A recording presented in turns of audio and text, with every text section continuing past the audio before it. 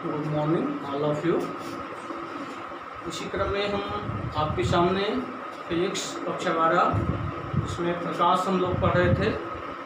प्रकाश chapter पढ़ रहे हैं। प्रकाश में आगे पढ़ेंगे जिसमें हम पढ़ रहे थे प्रकाश किरणों की उत्क्रमणीयता पढ़ रहे थे। जब प्रकाश एक माध्यम से दूसरे माध्यम में जा रहा था, क्योंकि प्रकाश का पथ उत्क्रमणीय होता है, तो इस आधार पर हमने फार्मूला निकाला था 1n2 into 2n1 equal to 1।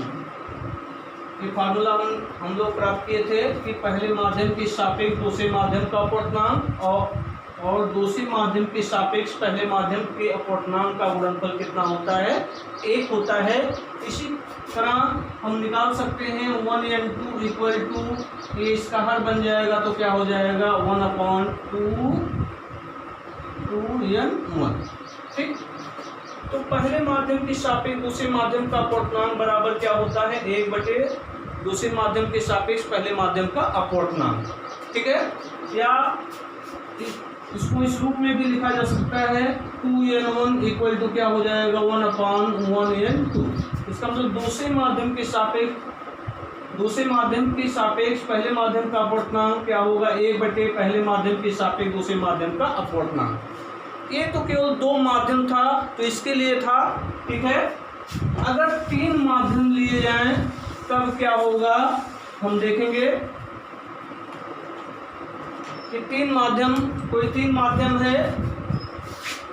जब प्रकाश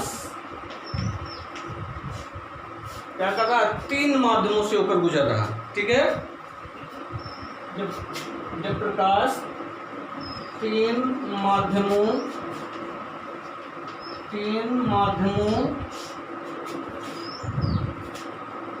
1 2 3 कौन से माध्यम है, माध्यम 1 माध्यम 2 माध्यम 3 से क्या करता है, गुजरता है,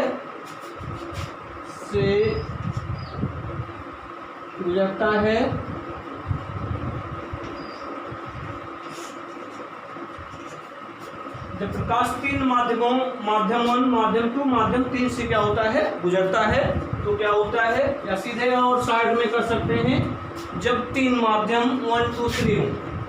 और संक्षेप में कर लीजिए कि जब 3 माध्यम 1 2 3, देखिए इसके पहले 2 माध्यम था तो वो कंडीशन निकाला गया कि 1n2 into 2n2 equal to 1। लेकिन यहाँ पर 3 माध्यम, तो यहाँ देखिए पहले फिगर आप समझिए कि सपोज कर लिए एक माध्यम A है, माध्यम 1 ये दूसरा माध्यम है, इन दोनों माध्यमों को अलग करने वाला तल है, और एक तीसरा माध्यम है, ये तीसरा माध्यम। ठीक, 3 माध्यम है, माध्यम 1 माध्यम 2 माध्यम 3। तो कोई प्रकाश की किरण ये माध्यम 1 माध्यम 2 माध्यम 3, ये पुनः पहला माध्यम आ जा रहा है। ठीक है, जैसे मान लिया यहाँ पर वायु है, ये माध्यम वायु हो गया, फिर यहाँ जल हो गया, फिर उसके बाद कांच है, फिर यहाँ पर क्या हो गया, वायु हो गया। मतलब इस तरह 3 माध्यम है, 3 माध्यमों से होकर प्रकाश क्या हो रहा है, प्रवेश कर रहा है, प्रकाश प्रवेश कर रहा है या गुजर रहा है। तो सब मान लीजिए कोई प्रकाश की किरण इस पर आपतित हो रहा है, ये आपतित प्रकाश से इस बिंदु पर आपतित हो रहा है, तो ये क्या हो गया, आपतन बिंदु हो गया। आपतन बिंदु पर हम क्या कर रहे हैं, एक लंब खींच दे रहे हैं, तो ये क्या कहलाएगा, अभिलंब हो जाएगा। ठीक है, और अभी आपको बताया गया कि जब प्रकाश की किरण विरल माध्यम से सघन माध्यम में जाती है, इसके पहले वाले वीडियो में आपको बताया गया, जब प्रकाश की किरण विरल माध्यम से सघन माध्यम में जाती, सपोज के लिए विरल माध्यम है, सघन है, या ये अगर वायु है तो ये जल है, तो वायु विरल माध्यम हो जाएगा, जल क्या होगा, सघन माध्यम हो जाएगा। अगर ये कांच है तो ये जल इसके लिए विरल माध्यम हो जाएगा, और कांच क्या हो जाएगा, सघन माध्यम हो जाएगा। फिर यहाँ पुनः वायु आ जा रहा है। तो ये 3 माध्यम कोई भी हो सकता है, मान लिया गया है, ये पहला माध्यम है, दूसरा माध्यम है, तीसरा माध्यम, पुनः ये पहला माध्यम हो जा रहा है। ठीक है, जैसे एक माध्यम वायु हो गया, यहाँ पर जल रख दिया गया, फिर उसके नीचे कांच रख दिया गया, तो 3 माध्यम हो जाएंगे, वायु, जल, कांच, फिर नीचे वायु है, पुनः पहला माध्यम आ जाएगा इस क्रम में। ठीक है, तो यहाँ आपतित प्रकाश है, आपतित प्रकाश की किरण है, तो इस बिंदु पर आपतित हो रहा है, तो ये अपवर्तित होगी, तो अपवर्तित किरण जो होगी वो क्या होगी, अवलंब की ओर थोड़ा झुक जाती है, तो ये अवलंब सीधे ना जा करके अवलंब की ओर थोड़ा क्या हो जाती है, झुक जाती है।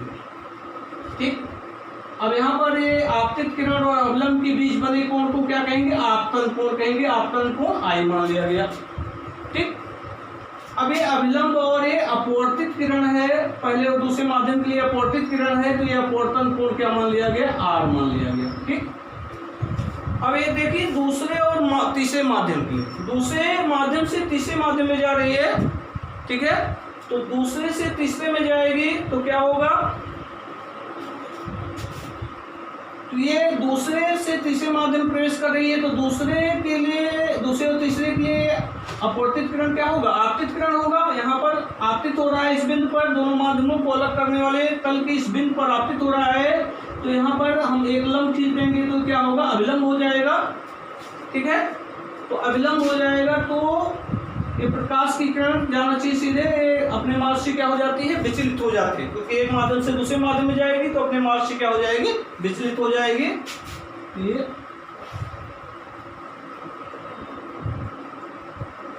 थोड़ा ये इसको इस तरह बना दे रहे हैं। ठीक,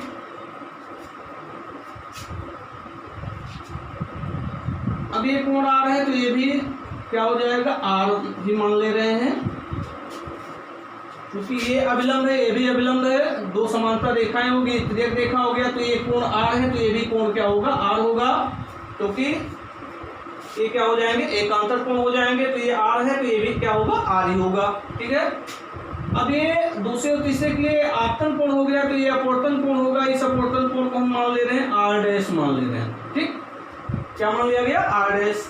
अब देखें ये तीसरा माध्यम और ये पहला माध्यम, तो तीसरे माध्यम से पहले माध्यम में जा रही है, तो यहाँ पर ये आपतित होगी, तो आपतित होगी तो यहाँ पर ये क्या होगा, आपतन बिंदु हो जाएगा। ठीक, और ये पुनः पहला माध्यम आ जा रहा, मान लीजिए वायु आ जा रहा है, तो वायु आ रहा है तो क्या होगा, ये अब सघन से विलंब में आएगा, तो अविलंब से क्या हो जाएगा, दूर हट जाएगा, अविलंब से क्या होगा, दूर हट जाएगा। तो ये कोण आई है, तो पुनः ये कोण क्या होगा, आई होगा। ठीक, ये दोनों कोण क्या होंगे, इक्वल होंगे। ठीक, अब ये कोण आर डैश है, तो ये भी क्या होगा, आर डैश ही होगा।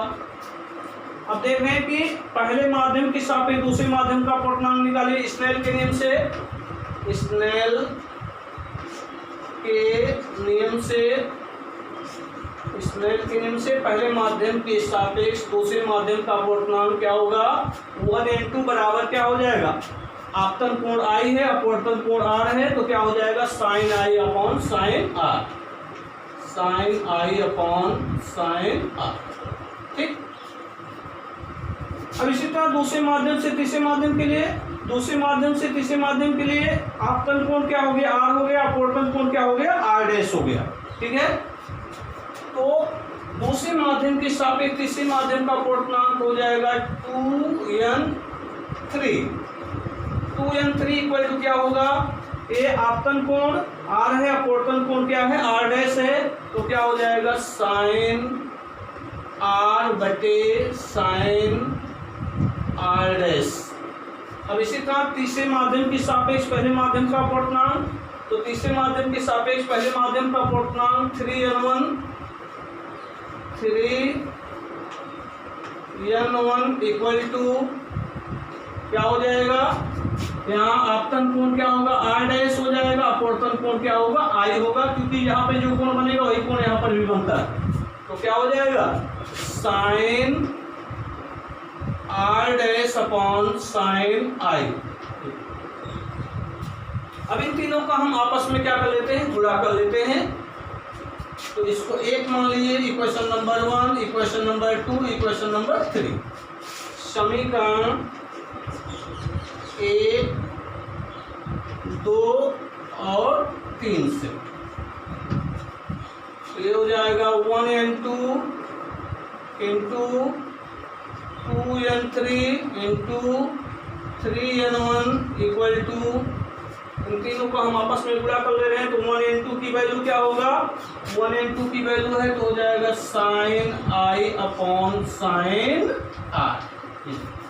2n3 दूसरे माध्यम के सापेक्ष तीसरे माध्यम का पूर्णांक क्या होगा, साइन r बटे sine r dash into sine r बटे साइन r डैश गुणे 3n1 क्या होगा, तीसरे माध्यम के साथ पहले माध्यम का पूर्णांक, इसकी वैल्यू क्या है, sine r dash upon sine i, sine r dash upon sine i। ठीक, अब देखिए साइन i से ये साइन i कैंसिल हो जाएगा, साइन r से साइन r कैंसिल हो जाएगा, साइन r डैश से साइन r डैश कैंसिल हो जाएगा। वैल्यू क्या आ गया, 1n2 into 2n3 into 3n1 equal to क्या आ गया, 1 आ गया। ठीक, अब यहाँ देखिए 3n1 है, तीसरे माध्यम के सापेक्ष पहले माध्यम का पूर्णांक, दो माध्यम है तो इसके लिए अभी फार्मूला से आपको निकाला गया 1n2 equal to 1 upon 2n1, तो ऐसे यहाँ पर क्या 3n1 है, इसकी वैल्यू क्या हो जाएगी 1 अपॉन 1n3, तो इसको हम लिख सकते हैं 1n2 into 2n3 into 1 upon 1n3 equal to 1।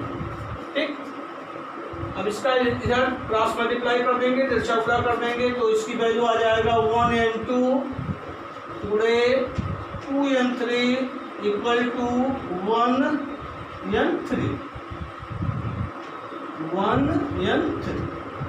ठीक, अब यहाँ से हम 2n3 की वैल्यू जब ज्ञात करेंगे, फिगर को दे रहे हैं, 2n3 की वैल्यू जब ज्ञात करेंगे क्या हो जाएगा, तो 2n3 इक्वल टू क्या आ जाएगा 1n3 अपॉन 1n2।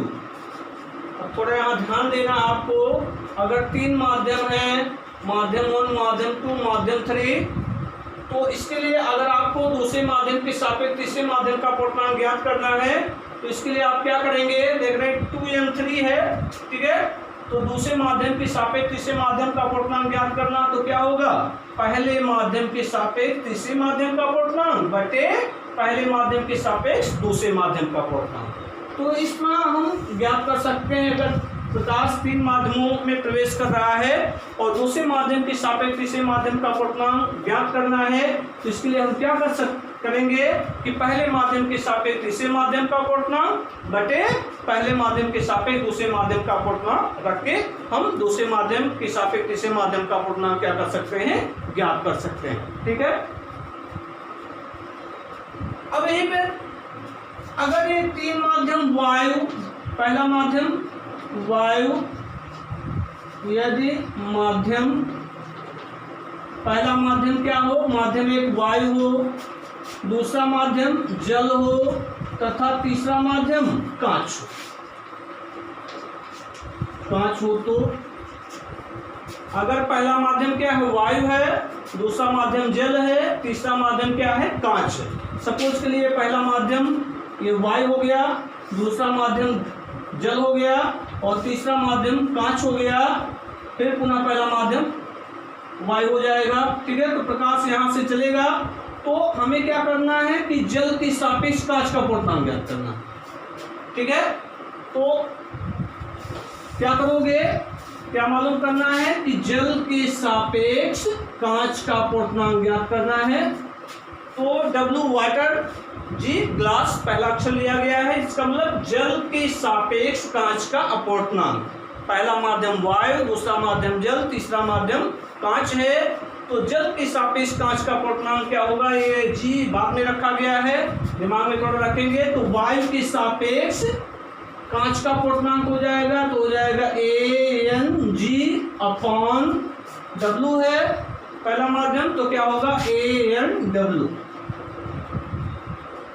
तो जल के सापेक्ष कांच का पूर्णांक क्या होगा, वायु के सापेक्ष कांच का पूर्णांक बटे वायु के सापेक्ष जल का पूर्णांक। ये इम्पोर्टेंट है, इन सबकी बीच बीच में उपयोगिता होती है, इसलिए इसको आप लोग ध्यान रखिएगा, दिमाग में इसको बिठा लीजिएगा कि WmG इक्वल टू क्या होता है, Ang/An/W। इसका मतलब हुआ कि जल के सापेक्ष कांच का अपूर्णांक बराबर क्या होगा, वायु के सापेक्ष कांच का अपूर्णांक बटे वायु के सापेक्ष जल का अपूर्णांक। ठीक, समझ रहे इतना?